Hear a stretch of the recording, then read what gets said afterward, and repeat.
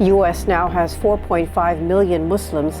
Thousands of teens are being pushed into U.S. military's junior ROTC. Suspected Lockerbie bomber in U.S. custody. California trains cops, prison guards with anti-Muslim video. Pakistan says 6 civilians killed in shelling from Afghanistan. Muslim children's graves vandalized in Germany.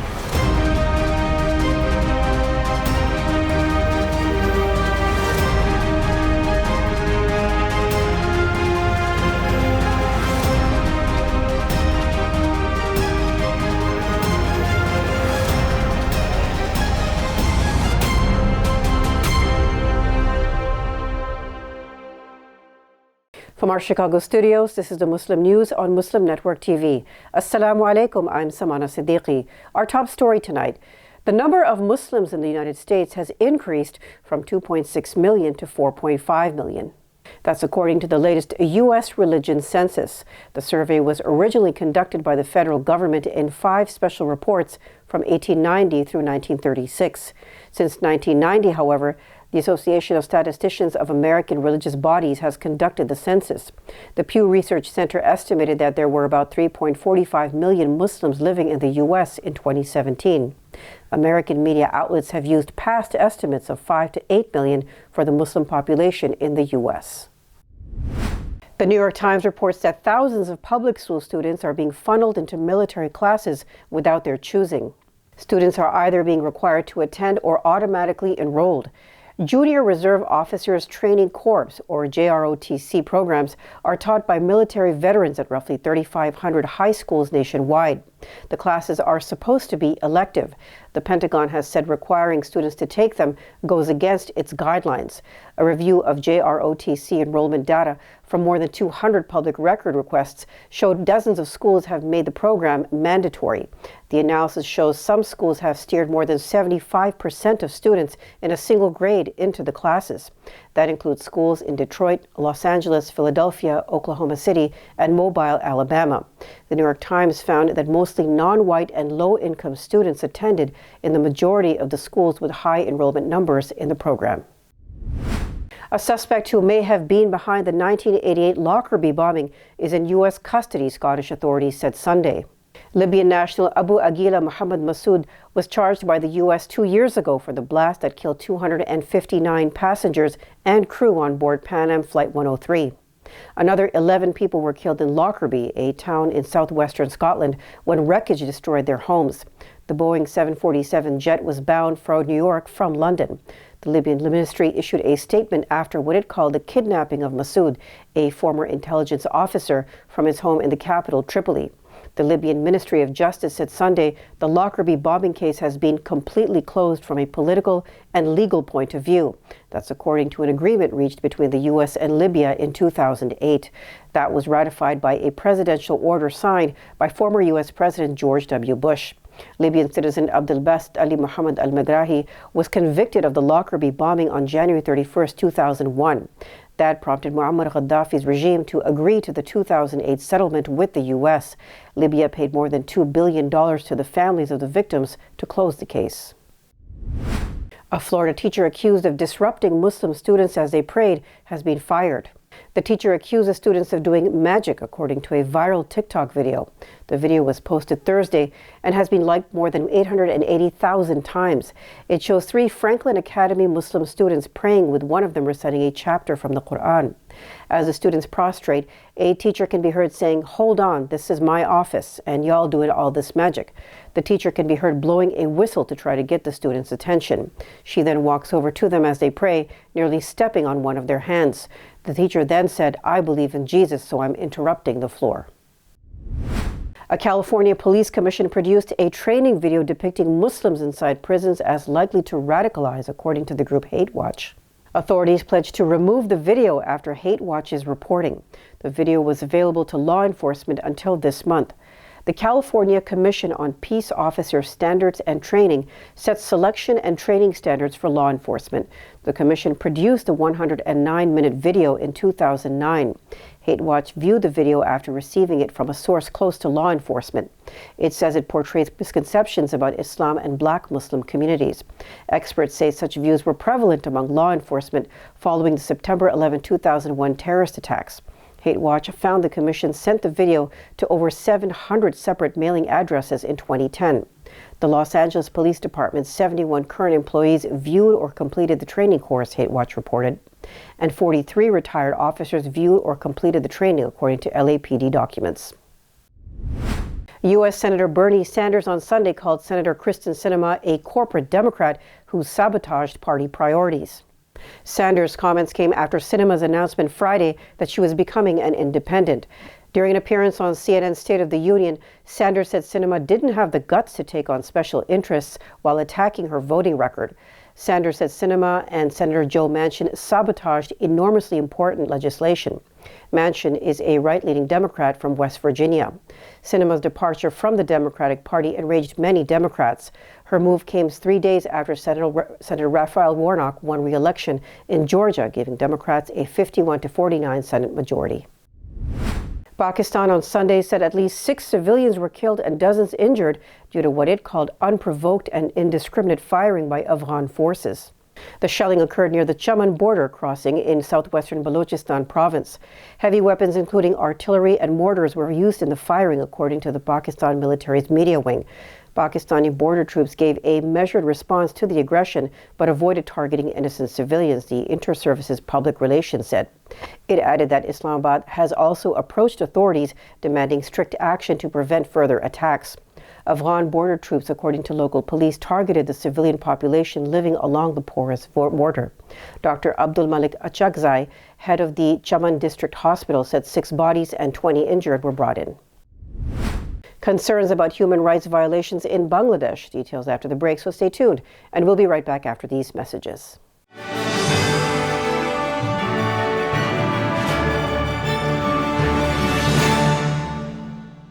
A free 3-minute online chat can give you the personalized tips you need to start boosting your retirement savings today.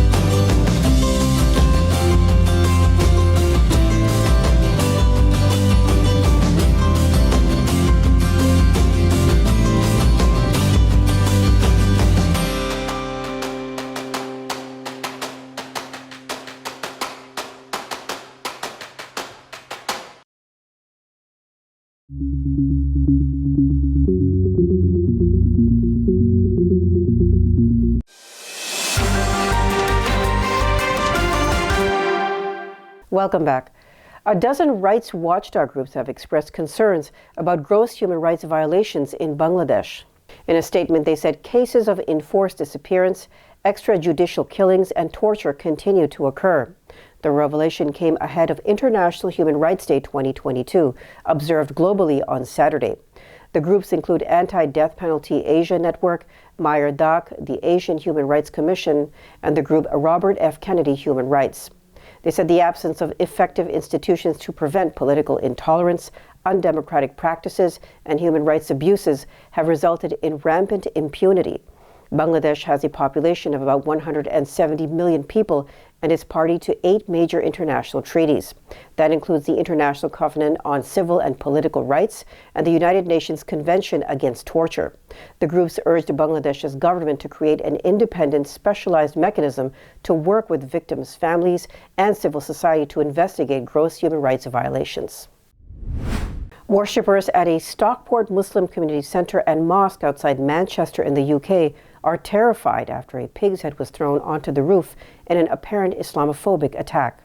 Members discovered the pig's head as they left a gathering around 9:15 p.m. on December 9th. The animal's head had been placed on a low, flat part of the building's roof.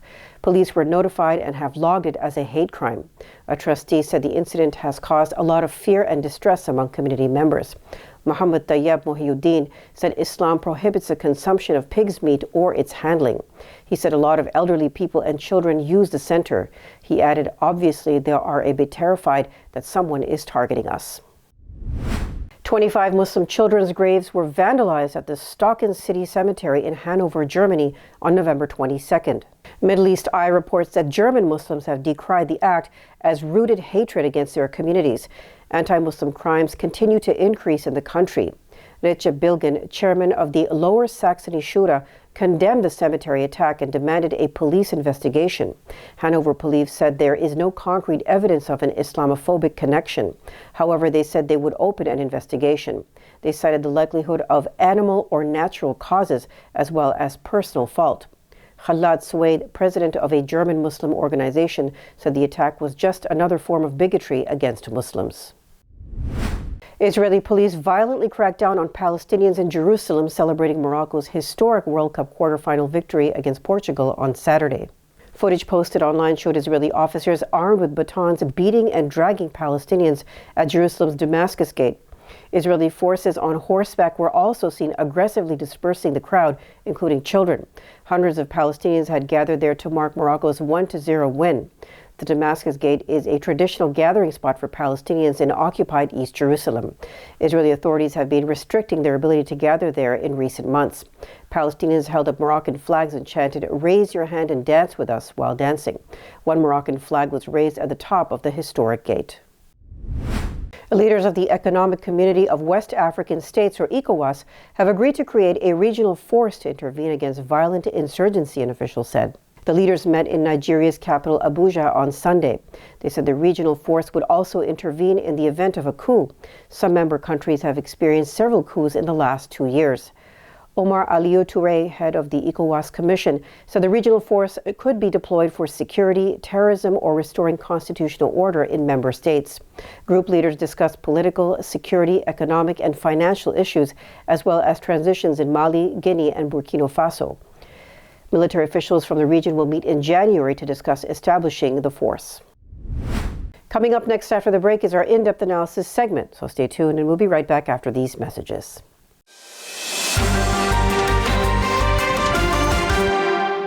If I could be you, and you could be me for just 1 hour. Walk a mile in my shoes. Walk a mile in my shoes.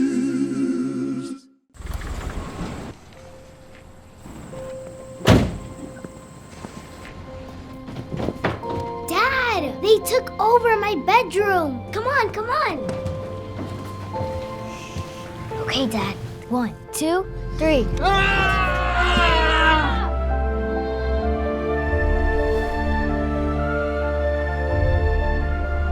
Dad!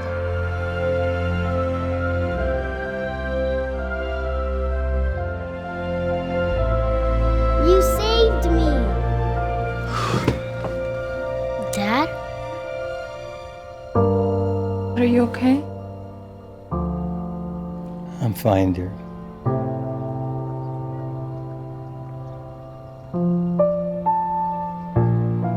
Your hero needs you now, and AARP is here to help. Find the care guides you need at aarp.org/caregiving.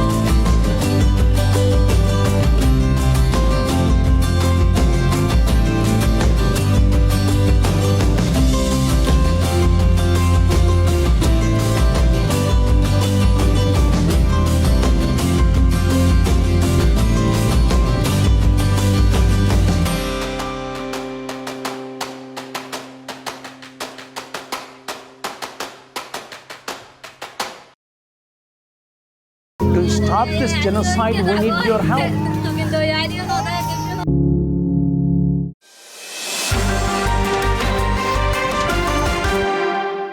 Welcome back. It's time for in-depth analysis segment. Let's watch. Thank you, Samana. United States being superpower, people like to have influence. Diplomats directly, spies do their spying, and there are foreign agents and lobbying. But now there is election interference.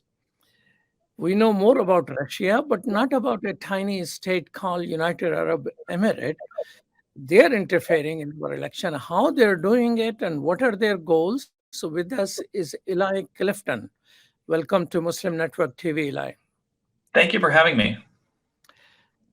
Eli Clifton is the research director of Quincy Institute for Responsible Statecraft, Democratizing Foreign Policy Program, and investigative journalist who focuses on money in politics and U.S. foreign policy. So tell us how United Arab Emirates is influencing U.S. politics. Well, some of this is in the public record, and some of it is classified. So what happened is just last month, the National Intelligence Council had a classified report, which the Washington Post spoke to people who had read it. The Washington Post was not able to get the report itself, which, as I said, is classified. But the report seemed to be focusing on UAE's efforts to influence US policy. And the claims in it are that, by the people who have read it, is that there were both illegal and legal attempts to steer US foreign policy in ways that would be favorable to the Arab autocracy in the United Arab Emirates. And it revealed that to the people who had appropriate clearance to read it, that the UAE's efforts to influence policy had really spanned across multiple presidencies and had focused on a variety of strategies, which included campaign contributions, the susceptibility of politicians to lobbying firms, and the lax enforcement of disclosure laws that are intended to guard against interference by all sorts of foreign governments and foreign powers.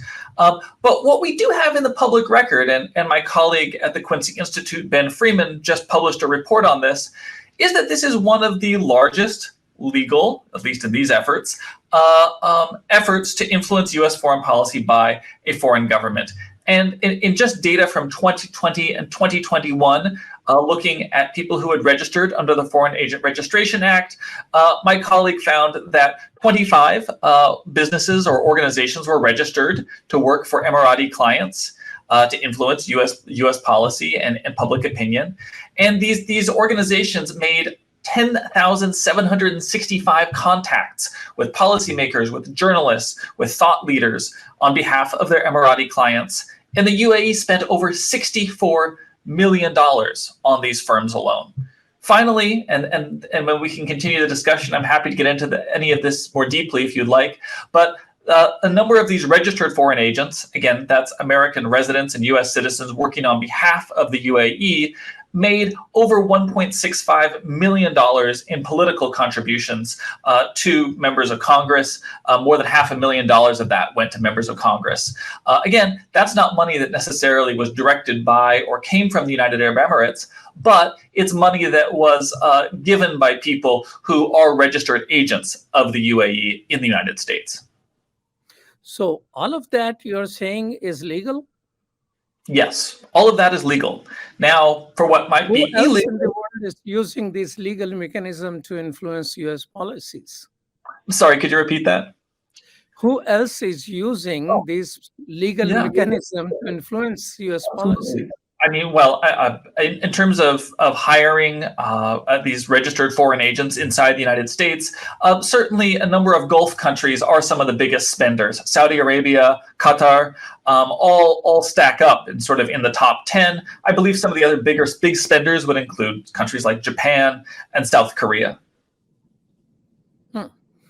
So what are the illegal things which they have discovered?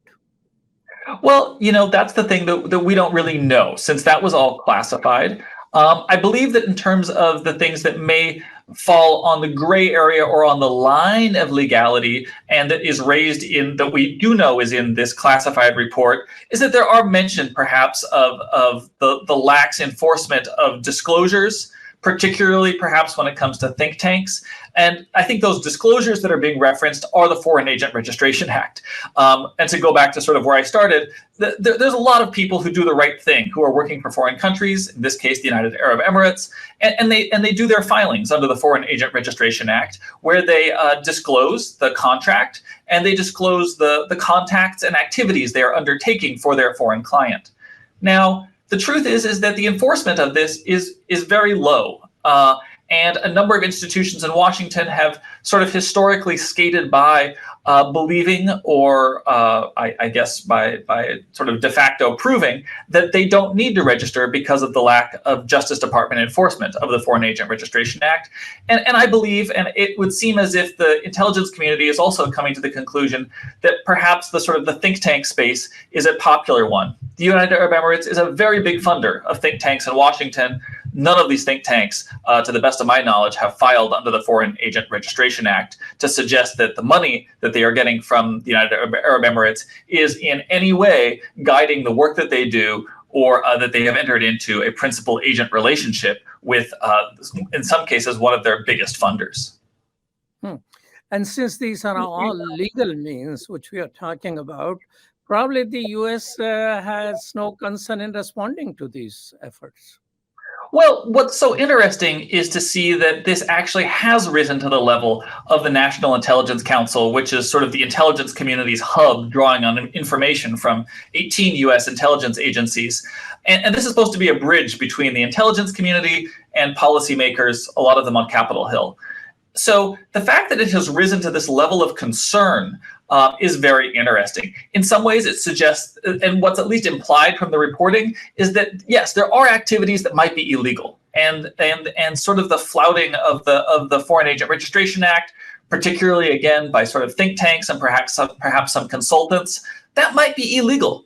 But they're also suggesting something which is perhaps more problematic, which is that perhaps our existing laws and the standards in Washington are insufficient. That people are engaged in activities, maybe legal, maybe illegal, but the point is that nobody's being prosecuted for it, nobody's being shamed for it, and it actually does have a direct impact on U.S. national security and on many ways on the stability of the entire Gulf region, because what's being described here is a foreign influence campaign in Washington to shape U.S. policy in ways that is beneficial to the United Arab Emirates. And that might include things like approving the F-35 for sale to the United Arab Emirates.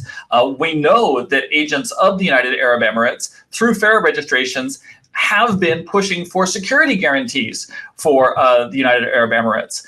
These are all things that really could have a very serious impact, both in the region as well as for the United States. If there were a security guarantee given to the UAE, for instance, that would be a big commitment that could ultimately end up with U.S. boots on the ground defending Emirati interests. And the idea that Emirati interests and U.S. interests are absolutely synonymous is something that these agents very much want to promote.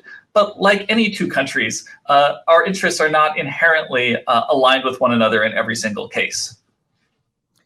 Well, UAE, by and large, is considered an ally of the United States, right?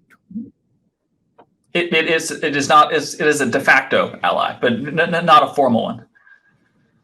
Okay, formal means they are not part of NATO and different things, but are they considering signing some sort of relationship agreements? Well, is it included in one of the UAE goals?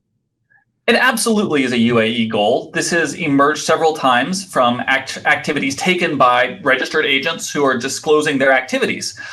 So yes, it is clearly a UAE goal. It is something that people who are being paid by them, acting on their behalf in a principal agent relationship, have actively promoted in Washington. There's no question about that. Now, I think thus far, they haven't made the inroads on that they would like.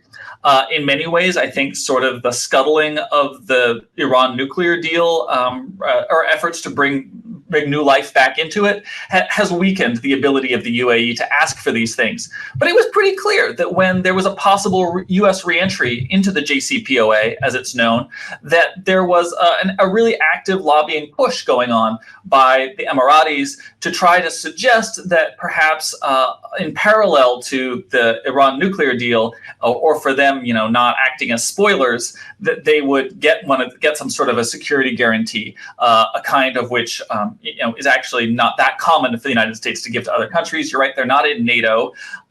They're not, in theory, in a formal sense, under that sort of a guaranteed security umbrella.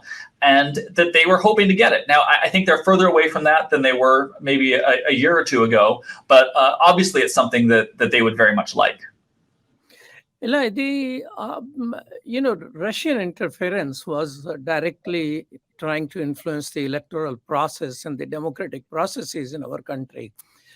Is the UAE effort hostile in that sense, or it is just to get their policies moving forward by influencing elections? Oh, I think based off of both this classified report, what we know about it, which is limited, as well as the publicly available data and information and disclosures, that probably the Emirati effort to influence U.S. foreign policy has had more money behind it and has arguably been more effective than Russia's efforts to influence U.S. policy. The sheer number of think tanks in Washington that take Emirati money, the number of lobbyists they have, the amount of money that they're pushing into influencing U.S. policy with a very specific set of focused items. It exceeds anything that we've seen, certainly in a public sense, by Russia. And I would argue that it may even exceed anything that we've heard about in a clandestine, illegal, or otherwise uncertain way by Russia. This is a really large-scale foreign influence operation, and it's targeting the very specific institutions, the think tanks, and the politicians who make crucial decisions about U.S. policy in the Persian Gulf and U.S. policy towards the UAE. And there is a very clear set of goals and priorities that are being pursued here, involving arms sales, involving security guarantees, which, again, may or may not be synonymous with U.S. interests. I would argue that in many cases they are divergent. But there is a lot of money going into muddying the waters and trying to constrain the debate and the policy discussion in Washington to be one that's exclusively favorable to the United Arab Emirates. Well, thank you so much, Eli, for your time. Truly appreciate it. Thank you. Thank you for having me. Thank you. Back to you, Samana. Thank you. That's all from our Chicago studios tonight. Thank you for tuning in. You can find previous episodes and more on our YouTube or Facebook. For more content, keep watching Muslim Network TV or visit muslimnetwork.tv. Salam and good night.